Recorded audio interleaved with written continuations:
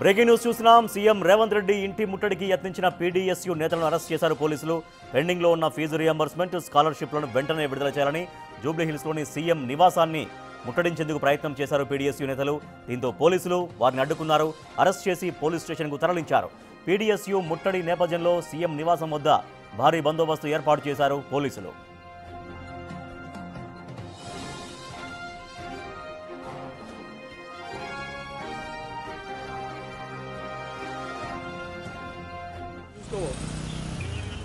ఏ వీడియోలు పంపించా చూసుకో ఒకసారి. నేను లేని వీడియో కాల్ చేసి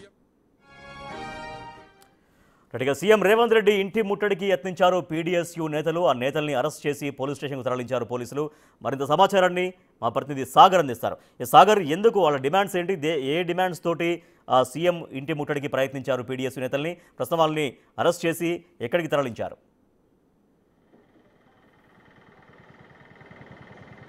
ఎస్ రాజేష్, ప్రధానంగా ఫీజు రియంబర్స్మెంట్, పెండింగ్లో ఉన్నటువంటి స్కాలర్షిప్లను వెంటనే విడుదల చేయాలంటూ progressive democratic student union PDSU నేతలు జూబ్లీహిల్స్లోని సీఎం రేవంత్ రెడ్డి ఇంటిని ముట్టడించే ప్రయత్నం చేశారు. వెంటనే వారిని అడ్డుకున్న పోలీసులు వారిని అదుపులోకి తీసుకొని స్థానిక జూబ్లీహిల్స్ పోలీస్ స్టేషన్కు తరలించిన పరిస్థితి. అయితే తెలంగాణలో కాంగ్రెస్ ప్రభుత్వం అధికారంలోకి వచ్చిన అనంతరం కూడా విద్యారంగ సమస్యలను పట్టించుకోవడం లేదు.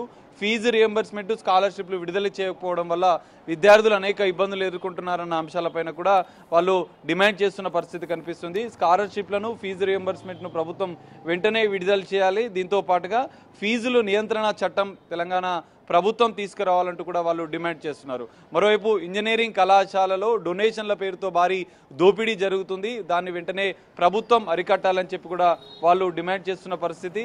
దీంతో పాటుగా రాష్ట్రంలో ఉన్నటువంటి అనేక విద్యారంగ సమస్యలపైన ప్రభుత్వం ఖచ్చితంగా వాటిని పరిష్కరించే దిశగా ముందుకు వెళ్లాలంటూ వాళ్ళు డిమాండ్ చేస్తున్నారు. దీంతో సీఎం రేవంత్ రెడ్డి ఇంటిని ముట్టడికి పీడీఎస్యూ నేతలు ఉదయం 10 గంటల అనంతరం కూడా ముట్టడికి యత్నించారు. దీంతో పోలీసులు వారిని అదుపులోకి తీసుకొని జూబ్లీహిల్స్ పోలీస్ స్టేషన్కి అయితే తరలించారు. ఇక్కడ ఈ రూట్లో మనకి ఏదైతే మెయిన్ రోడ్ నుంచి ఆర్టీసీ బస్సుల్లో వచ్చినటువంటి పీడీఎస్యూ నేతలు దాదాపు 30 నుంచి 40 మంది ఒక్కసారిగా సీఎం రేవంత్ రెడ్డి నివాసం వైపు తరలి వచ్చారు. వారిని వెంటనే ఇక్కడ భారీ బందోబస్తు ఏర్పాటు చేసినటువంటి పోలీసులు వారిని అదుపులోకి తీసుకొని జూబ్లీహిల్స్ పోలీస్ స్టేషన్కి తరలించిన పరిస్థితి. ఇప్పటికైనా ప్రభుత్వం స్పందించి ఖచ్చితంగా ఫీజు రియంబర్స్మెంట్, స్కాలర్షిప్లను వెంటనే విడుదల చేయడంతో పాటుగా రాష్ట్రంలో ఉన్న విద్యారంగ సమస్యలను వెంటనే పరిష్కరించాలని చెప్పి కూడా పీడీఎస్యూ నేతలు డిమాండ్ చేస్తున్నారు.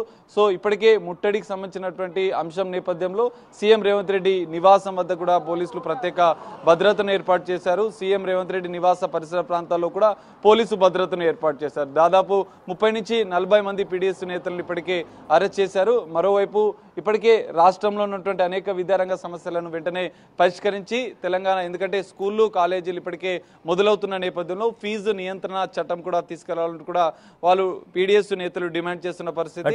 లేని పక్షంలో మరింత ఉధృతంగా ఆందోళనలు చేస్తామంటూ కూడా పీడీఎస్యూ నేతలు హెచ్చరించారు. సాగర్, మనం చూస్తున్నాం బిగ్ టీవీ స్క్రీన్ పైన చాలా ఎక్కువ మందే వచ్చినట్టుగా మనకు కనిపిస్తోంది. వాళ్ళు ప్లకార్డులు పట్టుకొని వాళ్ళు ఆందోళన చేసే ప్రయత్నం చేశారు. అంటే ఈ ప్రోగ్రాం నిన్న మొన్న ముందే ప్రకటించారా? ఇట్లా సీఎం ఇంటి ముట్టడి చేస్తామని పీడీఎస్యూ నుంచి అన్న ప్రకటన వచ్చిందా, లేదంటే అప్పటికప్పుడు అనుకొని ఈ ప్రోగ్రాం తీసుకున్నట్టుగా తెలుస్తుందా?